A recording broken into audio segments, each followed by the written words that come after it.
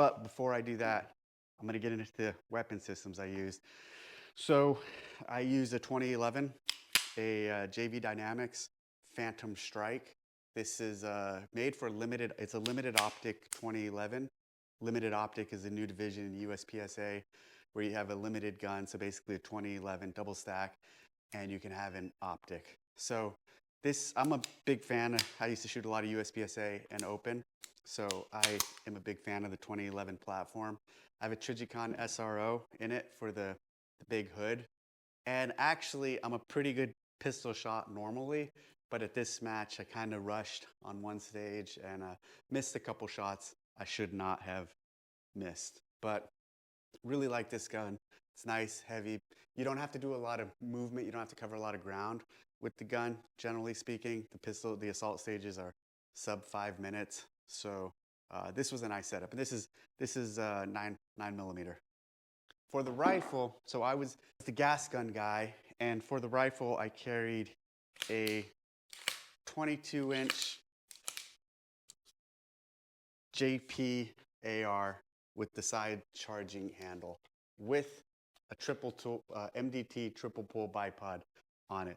So side charging handle here, have this straight grip by a MKM, Luth AR, buttstock, Mark V, Leopold Mark V scope with a diving board in case I was gonna run a rangefinder on top, but I ended up not needing that, and I actually don't think you need to. I see a lot of guys running them, but I think with your rangefinding binos and with your partner, it's not necessarily needed.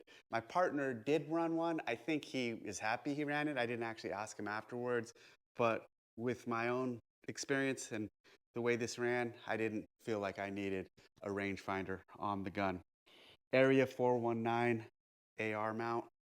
And one thing I did, so I sling this, I'll show you in a second how I carried it, but I sling this gun and the side charging handle in walkthroughs at the ranch, it kind of dug into my back because this is right here. So if you can see, if you notice, what I did is I took a piece of shrink tape or shrink wrap, put it over this, and then heat shrunk it. And this worked great for actually not digging into my back with this extra piece of protection here. So the triple pull was really key. I definitely recommend a triple pull. It just, the amount you can get out of this is significant. And there was a couple stages where prone, I couldn't see the target, but by extending this triple pull, I could get triple pull and rear tripod support going. And so big fan of a triple pull. Most of the stages you were able to, or most of the engagements I was able to get prone, but with this triple pull, I knew if I had to get a little higher, I could. So this JP worked great. Good gun, 223.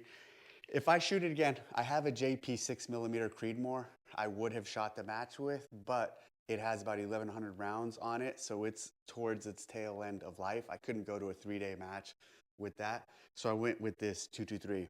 I know one of the guys, Adam, in the top 5, second actually, they ran a JP 6mm ARC. I'm definitely going to look into running a 6mm ARC next year, and or if I can't run an ARC, if I can't get one, well, I'll be able to have one. But let's say I didn't have a 6mm ARC, I would look at running a Creedmoor, 6.5 Creedmoor, or a fresh 6mm Creedmoor.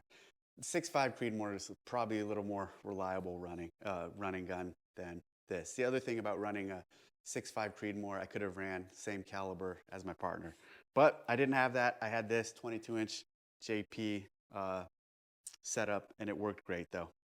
So the sling, I have this sling by Haley Tactical. These guys, it's an ex-recon guy. It's pretty cool. I'm really happy with this sling. And so this is what I ran.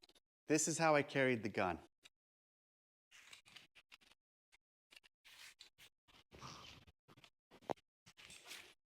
Put it on my back. Then you pull this and you tighten it up. Actually, let me show you one other thing. Let me put the bino harness on so I could show the whole package. Okay, so I have my bino harness on. I'm gonna show you exactly how I ran with this gun. I actually, by the end of the week, I was leaving the right leg open and the left leg up, and you'll see why. Then to sling it, place this over my shoulder, run my right arm through, slide it to my back, keeping now this OBI link that I have on the sling forward, and then pulling the strap and sucking it up to my back. So now the AR with the muzzle down is tight to my back. And then I would take my tripod, which also had the OBI, and I'd clip it right here on my sling. So this setup for running worked really well for me and for moving from point to point. So I had the belt on, obviously. I could move quickly. I could get to position. And as I'm approaching a stage, I could rapidly deploy.